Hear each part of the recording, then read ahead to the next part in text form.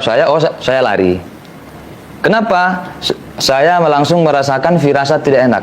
Saya lagi sendirian di situ, yang jaga warung, yang punya warung lagi ke rumah. Kenapa? Saya pesan kopi buat mereka, karena mereka tamu saya. Saya pesan kopi, tadinya 4, Pan bikinin kopi 4. Kemudian nyusul lagi, setelah mobil yang ada si Umar di dalam datang, nyusul lagi 2 orang. Terus saya bilang, Pan tambah kopi 2, jadinya 6. Yang punya warung pun masuk ke rumah buat panasin air. Tinggallah saya sendirian. Saya jamu mereka, ahlan wa sahlan wa marhaban. Tapi langsung, saya mau berantem sama kamu, mau di mana? Mereka langsung siaga. Nah, oh nggak bisa gitu bang, saya mau masuk ke rumah, nggak dibolehin, langsung disamperin, kamu jangan lari, mau ditangkap, saya tidak mau. Firasat saya tidak enak karena saya sendirian di situ. Apapun yang terjadi ke saya, entah saya dibawa ke mobil atau apa, nggak ada yang tahu. Maka saya berlari, saya lari, mereka semua mengejar. Itu saksi mata ada. Ada seorang anak yang mau beli rokok karena yang jaga warung lagi di rumah, dia nunggu. Ya, dia menunggu. Dia lihat saya dikejar rame-rame. Saya dikejar rame-rame, bahkan mereka meneriaki saya maling.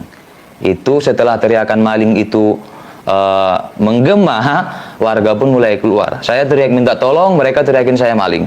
Kemudian sampailah saya kepleset. Saya tidak tahu apakah kepleset sendiri atau ada yang narik baju saya segala macam, saya nggak tahu. Saya tidak tahu, kepleset. Luka di kaki nggak bisa saya liatin karena ada yang kena paha, lutut, masuk aurat, termasuk di leher saya. Semuanya luka memar, ada memarnya, semuanya ada memarnya, kecuali di telinga saya tidak ada memar, asli sobek. Saya tidak menuduh itu dari senjata tajam dan sebagainya, hanya saja kami serahkan ke pihak yang berwajib dan sudah dilakukan visum. Nah, itu kurang lebihnya ya. Kemudian ketika saya terjatuh, kalau kata mereka, saya lari nggak ada yang ngejar. Kemudian jatuh sendiri, kayak babi katanya. Kemudian katanya, muridnya si Umar ini kasihan lihat saya katanya.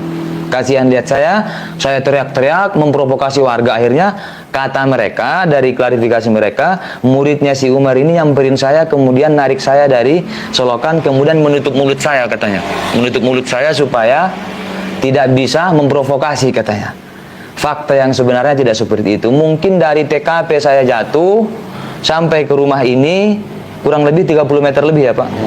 Itu saya dipiting oleh orang yang tingginya di atas 170 cm, badannya lebih besar dari Bang TIJ. Itu dipiting sampai saya teriak, saya nggak bisa napas. Ada semua warga yang melihat histeris, takut saya mati. Ini sekarang saya nelan, minum, ini masih sakit. Masih sakit. Saya di fitting sampai